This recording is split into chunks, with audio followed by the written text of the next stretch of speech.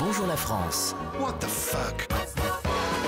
Dans quel coin vous nous emmenez, Bertrand Chameroy? Direction Montpaïs, les Alpes-Maritimes et Ah la charmante station de ski de c'est Valberg, génial, Valberg. située à Bon, c'est 1h30. pas votre pays, vous avez aucun accent. Qu'est-ce que c'est que cette histoire? Mais il l'a un petit peu gommé. Rose, jaune, Dick Rivers. Voilà. Ouais, allez, ok, c'est bon.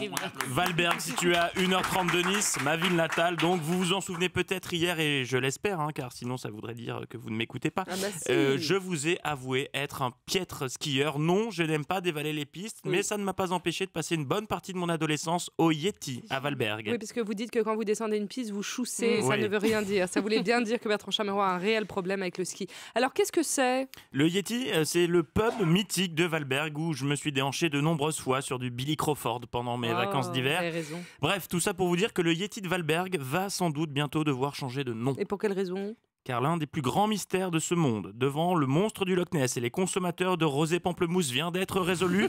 Le mystère du Yeti.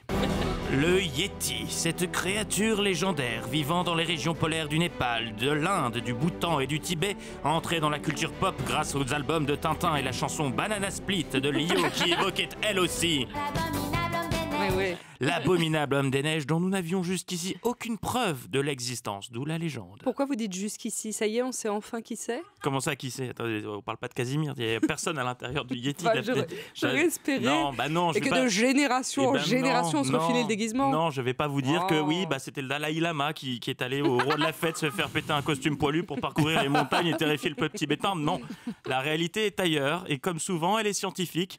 Cette semaine ont été publiés les résultats d'analyse ADN du reste supposé du Yeti. Charlotte Lindqvist, professeure associée de biologie à l'université de l'État de New York à Buffalo, a travaillé sur 9 échantillons de restes supposés de Yeti, des os, des poils et des fragments de peau collectés dans les montagnes de l'Himalaya et le plateau tibétain sur une longue période. Ça va des années 30 à nos jours. Bon. Tous ces éléments étaient conservés dans des musées et des collections particulières et après analyse ADN, l'un d'entre eux s'est avéré provenir d'un chien. Oh. C'est pas de bol quand même. 80 piges de Mais recherche non. pour nous annoncer que le Yeti est en fait un labrador, c'est ballot. C'est C'est ballot. vrai, effectivement, c'est un peu décevant. J'aimerais bien voir la gueule du labrador Alors, quand même. heureusement, Ariel, restait 8 autres échantillons. Ceux-là ont parlé correctement. Et attention, le mythe va s'effondrer. Ils correspondent, et c'est vérifié, à des ours noirs d'Asie, des ours bruns d'Himalaya et des ours bruns tibétains. Et donc, qu'est-ce que ça veut dire?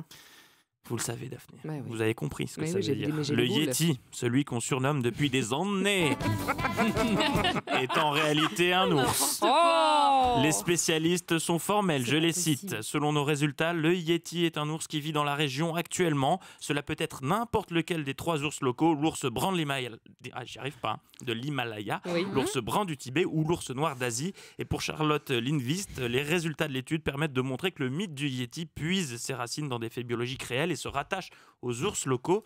Et elle souligne également que cela avait été suggéré auparavant, mais jamais confirmé directement avec une approche scientifique rigoureuse. En gros, ce qu'elle nous dit poliment, c'est qu'à peu de choses près, elle arrive à la même conclusion que ce que certains avaient déjà avancé il y a 5 ans. C'est malin. Voilà, c'est Voilà. Fin d'un rêve torride pour Elisabeth Assayag. ça.